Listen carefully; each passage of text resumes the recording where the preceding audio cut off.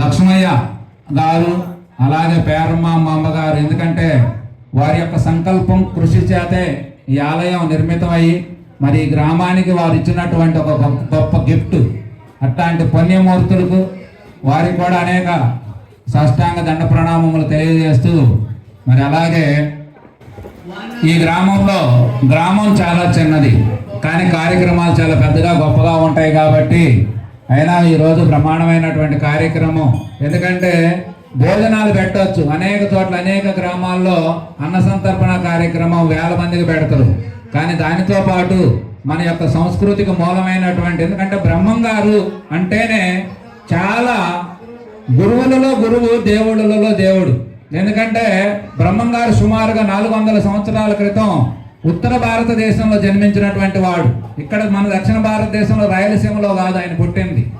ఉత్తర భారతదేశంలో జన్మించి పుట్టినగానే తల్లిదండ్రి ఇద్దరు కూడా మరి వారు శివైక్యం పొందడం, ఈయన చిన్నతనంలోనే అత్రి మహర్షి యొక్క ఆశ్రమంలో మరి వారు శారదీసి ఆయన పెంచుతా ఉంటే ఏదో 10 ఏళ్ళు వయసు వచ్చేసరికి ఆ తర్వాత మన దక్షిణ భారతదేశం నుంచి కొంతమంది అక్కడికి వెళ్తే అక్కడ ఆ పిల్లగాడిని మరి వాళ్ళు ఇక్కడ పోయినటువంటి వాళ్ళు మేము పెంచుకుంటామని చెప్తే వారి చిన్నతనంలోనే వీళ్ళకి దత్తతగా ఇవ్వటం జరిగింది.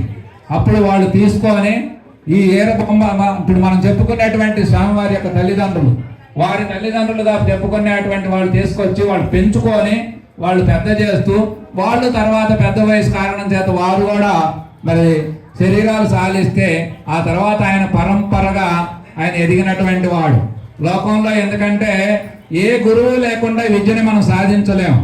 కానీ అయోనజ్యుతుడు అంటే గురువు లేకుండా తనంతట తానే తన మీద తానే తనతో తానే గడిపినటువంటి గురు స్వరూపం బ్రహ్మం గారు. గురువుకు ప్రత్యేకించి ఆయన గురువు ఎవరంటే మనం చెప్పలేము. కానీ తనకు తానే బ్రహ్మ విద్యను గడించి బ్రహ్మాండమైనటువంటి అనేక రకాలుగా అప్పుడున్న పరిస్థితులు, ఎందుకంటే బ్రహ్మం గారు వచ్చిన కాలంలో విపరీతమైనటువంటి మూఢత్వాలు, జంతు బలులు, అనేక రకమైనటువంటి ముస్లిమ్స్ మన పైన చేసేటువంటి మత మార్పిడులు, అక్రమాలు, ఇవన్నీ ఎన్నో కోకొల్లలుగా ఉన్నాయి. పైగా ఆయన ఉన్న ప్రాంతం అంతా రాయలసీమ అంటే బాగా వెనకబడ్డ ప్రాంతం. అట్లాంటి ప్రాంతంలో ఆయన ఎన్నో సమస్యలను ఎదుర్కోవాల్సి వచ్చినది. కారణం ఏమిటంటే ఆయన బ్రహ్మజ్ఞానంతో పాటు దివ్య దృష్టి కలిగి అష్టసిద్ధులు కలిగిన వాడు. అంటే తను ఇక్కడ ఉండి ఏదైనా సంకల్పించి జరిగించగలడు. అట్లాంటి ఇక్కడ కూర్చొని ఏది అనుకుంటే అది చేయగలడు. అట్లాగే ఆయనకు అనేక రకమైనటువంటి మహిమాన్వితుడు కూడా. అట్లా మహిమలు కలిగినటువంటి వాడు, మహిమలను లోక కళ్యాణం కోసం ఉపయోగించినటువంటి వాడు. అట్లా అనేక రకమైనటువంటి హింసను కూడా ఆయన వద్దని చెప్పి 1కి 10 సార్లు పదే చెప్పడం జరిగింది. అమ్మవార్లు జీవహింస కోరుతున్నారు అని చెప్తే అమ్మవార్లు కావాలంటే ఇదిగో నన్ను చేయండి అని చెప్పి అమ్మవారు, అందుకే మనకి పోలేరమ్మ నిప్పు తీసుకురమ్మనే సందర్భాలు కొన్ని ఉంటాయి. అంటే అమ్మవారు ఎలా కోరుతుంది? ఒక జీవిని హింసించడం అనేది తప్పు. మన కర్మ సిద్ధాంతం ప్రకారం ఎవరు ఏ పని చేసుకుంటే ఆ ఫలితాలు అనుభవించాలి. కాబట్టి ఒక జీవిని నువ్వు సృష్టించలేనప్పుడు, దాన్ని నువ్వు బతికించలేనప్పుడు, దాన్ని నువ్వు హతమార్చేస్తూ నీకు ఎక్కడ ఉన్నది? కాబట్టి ఆ విధానంలో జీవహింసను తగ్గించాలని చెప్పి ఆయన పోరాటం చేసిండు. మనకి మూఢత్వం, మూఢాచారాలంటే చిల్లర రాళ్ళకు మొక్కటం. అంటే మనకు పూర్వం నుంచి ఏమిటంటే ఏదో ఒక దేవుడి పేరు మీద ఒక రాయి పెట్టి 2 పసుపు బొట్లు పెట్టి ఒక కుంకం పెట్టి అమ్మవారు అంటాం, మంచిదే. కానీ మనిషి దానితోనే ఆగిపోతున్నాడు. అందుకనే భక్తిలో మనకు భగవద్గీత తెలియజేస్తుంది, గుణత్రయము, సత్వగుణము, రజోగుణము, తమో గుణము. తామసిక భక్తి అంతా కూడా మాంసాహారాలతోటి, మద్యపానాలతోటి, అనేక రకమైనటువంటి దుర్వ్యసనాల్లో ఉండే భక్తి కూడా ఉన్నది. ఇవాళ మనందరం చూస్తుంటాం, కొంతమంది దేవతల దగ్గర మాంసాహారాలు ఇవన్నీ తీసుకుంటాం, అలాగే మద్యపానం చేయిస్తా ఉంటాం. ఇదంతా తామసిక భక్తే తప్ప బ్రహ్మం గారు చెప్పే భక్తి ఉన్నతమైనటువంటి భక్తి. నిన్ను నువ్వు ఎట్లా తెలుసుకోవాలి, నిన్ను నువ్వు ఎట్లా ఉద్ధరించుకోవాలి, లోకంలో ఎట్టి అశాంతి లేకుండా ఎప్పుడు శాంతిమయంగా ఆనందంగా జీవిస్తూ 10 మందిని ఆనందింపజేయటం ఎలానో చూపించినటువంటి మార్గదర్శకుడు బ్రహ్మంగా.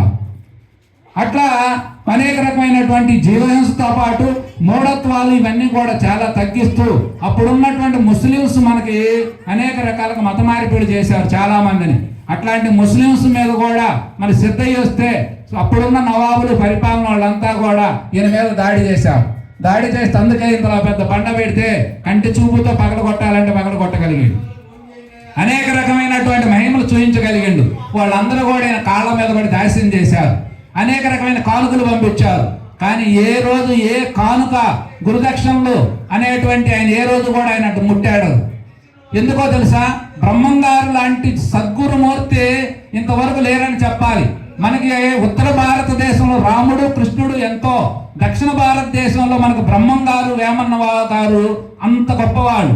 అందుకనే యామన్న లాంటి యోగి, బ్రహ్మంగారు లాంటి జ్ఞాని, సిద్ధయ్య లాంటి శిష్యుడు లేడని మన తెలుగు నాట ఒక మాట ఉన్నది. అట్లాంటి బ్రహ్మంగారు ఎక్కడా కూడా ఆయన ఆయన కుల వృత్తిని పాటిస్తూ కమసల వృత్తి చేసుకుంటూ కుటుంబాన్ని నలుగురు పిల్లల్ని పోషిస్తూ సమాజంలో మంచి చెడులు వివరించి చెప్పుకుంటూ ఎక్కడ దురవస్థ దుర్విధానాలు ఏమైనా ఉంటే ఖండిస్తూ ఆ రకాలలో ఆయన ప్రయాణం అంతా ముందుకు సాగింది చాలా కాలం. అలా సాగుతూ అందుకని ఆయన ఏం చేసిండో తెలుసా? ఇటు చిల్లర రాళ్ళకు మొక్కటం వల్ల సిద్ధం జరిగింది నాయన, అది కాదు, నీలో ఉన్నటువంటి ఆత్మని దర్శించు, విశ్వమంతా వ్యాపించిన పరమాత్మను దర్శించు. విగ్రహారాధన అంటే అర్థం చేసుకోండి. విగ్రహారాధన అనే దాని సరైన అర్థాలు చెప్పినటువంటి వాడు బ్రహ్మంగారు. ఆ విధానంలో ఆయన ముందుకు తీసుకుపోతా చెబుతా. మళ్ళీ అంతేకాదు, గురువుల్లో కళ్ళబొల్లి గురువులు ఉన్నారయ్యా. అందరూ ఏసు వేసుకొని గురువులు అయిపోతా ఉన్నారు. వాళ్ళ వల్ల ప్రపంచానికి ఉపయోగం లేదు, కనీసం వాళ్ళకి ఉపయోగం లేదు. దాని వల్ల వచ్చే అనర్థం అంతా ఇంత కాదు అని చెప్పి నిజమైనటువంటి గురుతత్వాన్ని ప్రకటించినటువంటి వాడు బ్రహ్మంగారు. మన బ్రహ్మంగారు అనగానే సహజంగా ఏమిటంటే మనకున్నటువంటి అలవాటు, గొప్పవాడు అనగానే దండం పెట్టుకోవడం, ఆయనకేదో నమస్కారం పెట్టడం, అది గురుదక్షిణ ఇవ్వడం అయిపోయింది అనుకుంటాం. కాదు, మహాత్ముల ఆశయాలు, వాళ్ళ కోరికలన్నీ ఏమిటంటే నువ్వు నాలాగా తయారు కావాలి, బ్రహ్మంగారి లాగా ప్రతి ఒక్క మనిషి జీవించవచ్చు అనే సందేశం మనకి. అంత గొప్ప రాజయోగి. రాజయోగి అంటే యోగులలో రాజయోగి గొప్పవాడు. కారణం ఏమిటంటే యోగి అంటే భార్య పిల్లల్ని కుటుంబం అన్నీ వదిలేసి అడవుల్లో ఉండటం కాదయ్యా. అన్నీ చేస్తా ఉండు, గృహస్థుడిగా ఉంటా ఉండు. 4 ఆశ్రమాల్లో గృహస్థాశ్రమం గొప్పగా ఉంటది. గృహస్థుడే అన్ని ఆశ్రమాలను పోషించాలి. కాబట్టి ఆయన అందుకే ఆదర్శం. మహాత్ములు వాళ్ళు ఏం చెయ్యకపోయినా చేసినట్టుగా ఉండటానికి, ఏమి చేసినా చెయ్యనట్టే. కారణం ఆయన అంత గొప్పగా 4 పిల్లలు ఉన్నారు, భార్య కుటుంబం అన్నీ చూసుకుంటూ మళ్ళీ సమాజ కార్యక్రమాలు ఇవన్నీ చేసుకుంటూ ఆయన ఎంతో గొప్పగా ఆదర్శంగా బ్రహ్మజ్ఞానం పొంది ఆ జ్ఞానాన్ని ప్రజలకు పంచుతా. అంతేకాదు, అంత గొప్ప భక్తి ఉన్నది, అంత గొప్ప జ్ఞానం ఉన్నవాడు మళ్ళీ భక్తిని ఏనాడు వదిలిపెట్టింది లేదు. ఎప్పుడు శివభక్తి, భగవద్గీతనే అనుష్ఠానం చేస్తూ భగవద్గీతనే బోధిస్తూ ఆ రకంగా ముందుకు తీసుకుపోయింది. అంతేకాదు, అందరికంటే ఆయన అతీతంగా చెప్పింది ఏంటంటే ఆయన అనేక రకమైన గ్రంథాలు రాసిండు.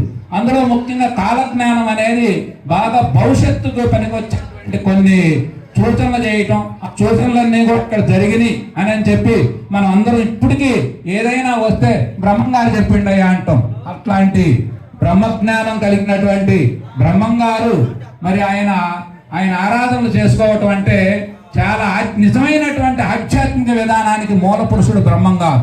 మనకి కృష్ణుడి తర్వాత మళ్ళీ ఆ స్థాయిలో ఆచరణ పూర్వకంగా ప్రజలకి ఆదర్శంగా జీవించినటువంటి వ్యక్తి బ్రహ్మంగారు. బ్రహ్మంగారు ఎందుకంటే అంత గొప్పగా ఉంటుందమ్మా. ఆధ్యాత్మిక విధానంలో భార్యాభర్తలుగా జీవించవచ్చు, కలిసి ఉండొచ్చు, భక్తుడుగా చేయొచ్చు, జ్ఞానిగా మారవచ్చు, సమాజ సేవ చేయొచ్చు. సమాజంలో ఇప్పుడు నీవు మానవుడుగా, మానవోన్నతుడుగా, మహాత్ముడుగా పరమాత్మ స్థానాన్ని అలంకరించి ఈ గ్రామంలో నువ్వే పూజనీయ స్థానానికి, ఎదిగే స్థానానికి నువ్వు చేరువవుతావని చెప్పి మరి ఆయన ఆదర్శంగా మనకు చూపించినటువంటి వ్యక్తి. అందుకే మన తెలుగునాట బ్రహ్మంగారి ఆలయాలు ఇవన్నీ ఎంతో మంది గురువులున్నా గురువుల్లో గొప్ప గురువుగా, గొప్పవాడిగా మరి బ్రహ్మంగారి తత్వం అంతా కూడా అంత గొప్పగా వ్యాపించి ప్రజల్లో ఉన్నది. అట్లాంటి విధానాలు ఏమిటంటే మనం ఏదో నమస్కారాలు పెట్టుకోవటం, పూజలు చేసుకోవటం ఈ మన పని అయిపోయినట్టు కాదు. ఈ రోజు మీ అందరికీ తెలుసు అనేక రకాలుగా మతమార్పిళ్ళు విపరీతంగా జరుగుతున్నాయి. ఇప్పుడు అంతా చూసాం, ఏడబట్టిన చిన్న గ్రామాల్లో, మీ గ్రామంలో 4-5 చర్చీలు అంటే నిత్యం మీరు ఈ రోజు ఒక మాట వినడానికి మీరు పెద్దగా ఇష్టపడట్లా. ఏదో వచ్చిన ఒక నమస్కారం పెట్టుకున్నా, భోజనం పెట్టినరా, తిన్నరా, వెళ్ళిపోయినాం అనుకుంటున్నారు. సరే, మంచిదే. రేపు పొద్దున మీకు ఏదైనా చిన్న సమస్య వస్తే మీరు తట్టుకోలేక వెళ్ళిళ్ళాడిపోతున్నారు. ఎవడో పక్కన వాడు వచ్చి కాస్త కొబ్బరి నూనె నెత్తి మీద రాయగానే అమ్మయ్య తగ్గిందయ్యా అని చెప్పి పోతా ఉన్నావు. నువ్వు ఆ రకంగా పోతున్నావు అంటే కారణం ఏమిటి? అసలు తెలుసుకో. ఇక్కడ బ్రహ్మంగారంటే ఎవరు, మన గురుతత్వం ఏం చెబుతున్నది, దాంట్లో మనం ఎట్లా నడుచుకోవాలి, సమస్యలు వస్తే ఎట్లా అధిగమించాలి. మనం ఏమనుకుంటాం అంటే దేవుళ్ళు కష్టాలు రావాలనుకుంటాం. నిజానికి మహాత్ములు పడ్డ కష్టాలు బ్రహ్మంగారు, మీరు సినిమా చూడండి యథాతథంగా ఉంటుంది. సినిమా తక్కువేం కాదు. ఎన్టీ రామారావు గారు ప్రమాణంగా తీశారు. ఎంత గొప్పగా ఉంటుందో. ఆయన మీద వాళ్ళ కులస్తులే, ఎందుకంటే వాళ్ళు యశోబ్రాహ్మణులు. నీవాను ఎస్సీలు ఒకటంటలేమయ్యా, మన గొప్పవారమైతే అని చెప్పి ఆయన వెలేశారు. ఆయన కనీసం కార్యక్రమాల్లో కలుపుకోరు. ఎందుకంటే గొప్పవాడైన తర్వాత మావాడు గొప్పవాడని ఇలా కుల సింబల్గా పెట్టుకుంటారు. కానీ ఆయాల ఆ కులమే ఆయన వేలేసింది. నువ్వు వాళ్ళు మనం ఒకటంటవా, పేదోడు ఉన్నోడు ఒకటవుతుడా, కింద స్థాయి వాళ్ళు పై స్థాయి వాళ్ళు ఒకటవుతురా అని చెప్పి కుల విభజన చేశాడు. ఎన్ని చేసినా ఆయన ఎవరికి అది అడిగిరింది లేదు, బెదిరింది లేదు. అవసరమైతే ఆయన ఒక్కొక్కసారి బాధ కలిగి కోప్పడేవాడు. కోప్పడితే పంచభూతాలు విలువిల్లాడాయి. ఎందుకంటే ఆయనకే కాదు, ఏ మహాత్ముడినైనా. అందుకే మనం చూడండి, బ్రాహ్మణులను కానీ ఇట్లాంటి గురువులను కానీ మనం ఎప్పుడు ఎవరిని బాధ పెట్టం. ఎందుకంటే వాళ్ళని బాధ పెట్టడం అంటే సృష్టిని బాధ పెట్టడమే. అందుకని బ్రహ్మంగారు అంటే ఆయన బాధపడితే సృష్టి అంతా విలువిల్లాడి మనకు సినిమాలో చూపిస్తారు. మొత్తం సముద్రాలన్నీ పొంగుతున్నట్టుగా. అంటే దాని అర్థం ఏంటి? మహాత్ముడు కోపం అనేది అంత గొప్పగా ఉంటుంది. మళ్ళీ అంత కోపడతాడు బ్రహ్మంగారు, మళ్ళీ పోయి అయ్యా తప్పు అయిపోయిందని కాళ్ళ మీద పడతారు. కోపం పాల పొంగు చల్లారినట్టు చల్లారిపోద్ది. అది మహాత్ముల కోపం. కోపం అసలు ఉండదు వాళ్ళకి.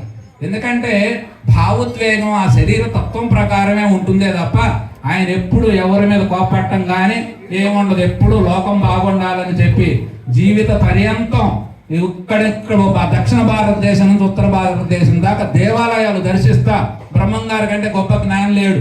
ఎప్పుడు దేవాలయాలు దర్శిస్తా, పూజా కైంకర్యాలు చేస్తా, 10 మంది చేత చేపిస్తా, దైవ నామస్మరణ ఎప్పుడు వదిలిపెట్టకుండా చేసుకుంటూ జీవితాన్ని తను ధరించింది. ఇట్లా అనేక రకాలుగా ఆదర్శంగా జీవించినటువంటి బ్రహ్మంగారు మనకి గురువుగా ఆదర్శం, దేవుడుగా ఆదర్శం, మంచిగా సింబలు.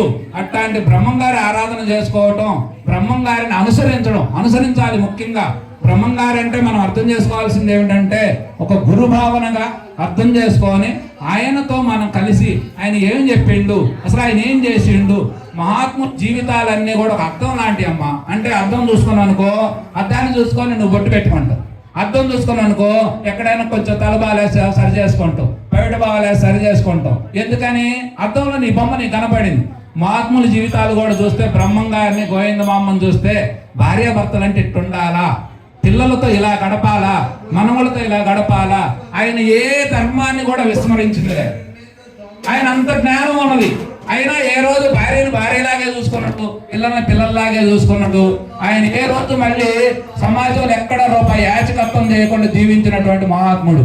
ఇంకా తర్వాత ఆయన జ్ఞానంతో పాటు శిష్యులందరూ పెరిగారు, అవసరాలు పెరిగినాయి. ఇప్పుడు మనందరం పెరిగినాయి. ఇక్కడ అవసరం పెద్దది కాబట్టి గ్రామంలో తలా 1000-2000 వేసుకొని లేకపోతే ఆలయం తరపున కార్యక్రమం చేసినట్లుగా ఆయన కూడా అప్పుడు అవసరాలు పెరిగితే ఆ తర్వాత జనం అందరూ పోగయ్యి కొంత ధనం సేకరించి ఆ తర్వాత పేదవాళ్ళకి సాధవాళ్ళకి అనేక రకాలుగా సేవా కార్యక్రమాలు, భోజన కార్యక్రమాలు, ఇట్లా బోధన కార్యక్రమాలు ఇవన్నీ చేయటమే తప్ప ఆయన ఏ రోజు కూడా యాచకత్వం లేకుండా స్వధర్మాన్ని అనుష్ఠానం చేసినటువంటి మహాత్ములలో బ్రహ్మంగారు గొప్పవాడు. నాకు చాలా ఇష్టమైనటువంటి జ్ఞానం లేక నేను కృష్ణుని బాగా ఇష్టపడతా. కానీ బ్రహ్మంగారు అంత ఆదర్శంగా అంత గొప్పగా ఉంటాడు. బ్రహ్మంగారి తత్వం ఇవన్నీ కూడా మనం, ఎందుకంటే నాకు మినిమం 1 గంటన్నర అయితే మీకు నిజమైన బ్రహ్మంగారు కనపడతాడు. కానీ మనకు సమయం లేదు కాబట్టి ఆలయం వారు పొద్దున్నుంచి మరి ప్రసంగాలు ఇవన్నీ కొనసాగుతా ఉన్నాయి. ఇప్పుడు కూడా వాళ్ళందరూ అనేక రకమైన కార్యక్రమాలు మరి సెట్టింగ్ అంతా బ్రహ్మాండంగా పెట్టారు. అయినా అయ్యో గురువుగారు ఒక 2 మాటలు వినాలి, మనం ఆయన చెప్పాలి, మనం వినాలి. అది ధర్మం అని చెప్పి ధర్మాన్ని పాటించి మాకు ఈ అవకాశాన్ని కల్పించారు. కాబట్టి అందులో అవకాశం ఉన్నప్పుడు, ఎందుకంటే నేను మీ గ్రామానికి దగ్గర ఒక 15 ఏళ్ల సంవత్సరాల పైనుంచి వస్తున్నాం. మాకు కోటేశ్వరరావు గారు, సైదమ్మ మా సొంత భావాక్కలాగా ఉండేవాళ్ళు. మేమందరం కలిసి ఒకే విధానంలో ప్రయాణం చేస్తూ ఉన్నాం. ఇప్పుడు ముఖ్యంగా ఏమిటంటే 4 ఏళ్ళైంది నేను ధర్మ ప్రచారాన్ని బుధాన్ని ఎత్తుకొని అనేక రకమైన గ్రామాలు పిలిచినా పిలవకపోయినా, వాళ్ళు గౌరవించకపోయినా నా వాటర్ బాటిల్ నేను చేతపై కూర్చొని మనం అనేక రకమైనటువంటి మత మార్పులు జరుగుతున్నాయి. మన దేవాలయాలు విశిష్టత కూడా తెలియాలి. భారతదేశానికి కుటుంబం అనేది గొప్ప వ్యవస్థ అట్లాంటి కుటుంబ వ్యవస్థ గురించి మనం చెప్పాలి, అనేక ధర్మాలను మనం వివరించి చెప్పాలని చెప్పి మేము అనేక రకాల కంకణం కట్టుకొని పనిచేస్తా ఉన్నాం. మొన్నే నేను ఆంజనేయ స్వామి గుడిలో చెప్పా, కాసేపు ఆంజనేయ స్వామి గురించి ఒక గంట చెప్తే ఆ రోజు అక్కడ కూర్చున్న తక్కువే, తర్వాత మైకుల ద్వారా మన వాళ్ళు విన్నారు, ఆలకించారు. దానిని ఆలకించి అతను చెప్పినది నిజమే, ఆ ప్రకారం కార్యక్రమాలు చేసుకుంటే బాగుంటది అని చెప్పి కోటేశ్వరరావు మాట నాకు ఫోన్లో చేస్తే చాలా ఆనందం కలిగింది నాకు. నిజంగా మన వాళ్ళ స్పందన ఉన్నది, మన వాళ్ళ గౌరవించే పద్ధతులు ఉన్నాయి. ఆ విధానంలో మనం చేసుకుంటే కార్యక్రమాలన్నీ భవిష్యత్తులో ముందుకు పోతాయి. ఎందుకంటే మీ అందరికీ తెలుసు, ముఖ్యంగా బాధ్యత లేని వాళ్ళు ఎవరూ లేరు. మహాత్ములు వివేకానంద లాంటి వాళ్ళు చెప్పిన మాట ఏమిటంటే, మన మతం నుంచి ఇంకొక మతంలోకి ఒక వ్యక్తి మారితే మనకు ఒక వ్యక్తి సంఖ్య తగ్గినట్టు కాదు, ఒక శత్రువు పెరుగుతున్నట్టు లెక్క. అంతకు ముందు అతనికి దేవుడు ఉన్నాడని కానీ, ఇక్కడ బ్రహ్మం గారు ఉన్నాడని కానీ, గుడి ఉన్నాడని తెలియదు. కానీ అక్కడ బాగా 24 గంటలు పని చేస్తాడు. పని చేస్తే ఫలితం రాక ఏమొస్తుంది? సృష్టి నియమం ప్రకారం నువ్వు పని చేస్తే ఫలితం వస్తుంది. దాన్ని నువ్వు బ్రహ్మం గారి పేరు మీద చెయ్యి, ఆఖరి నీ పేరు మీద నువ్వు చేసుకోవస్తుంది. ఇంకా లోతుగా చెప్పాలి ఇవన్నీ అని చెప్పి ఈ విధానంలో మరి మీరందరూ గౌరవించి ఈ యొక్క కార్యక్రమాలు బ్రహ్మాండంగా చేసుకుంటున్నందుకు మీ అందరూ కూడా హృదయపూర్వక ధన్యవాదాలు చెబుతూ, ఈ గ్రామం అంతా కూడా బాగుండాలి, బ్రహ్మం గారు లాంటి జ్ఞానులు జ్ఞానంలో ఎదగాలని చెప్పి కోరుకుంటూ మరి అవకాశాన్ని కల్పించిన పెద్దలకి, ముఖ్యంగా బ్రహ్మం గారికి హృదయపూర్వక ధన్యవాదాలు తెలియజేస్తూ, హరి ఓం తస్స సర్వం శివార్పణం.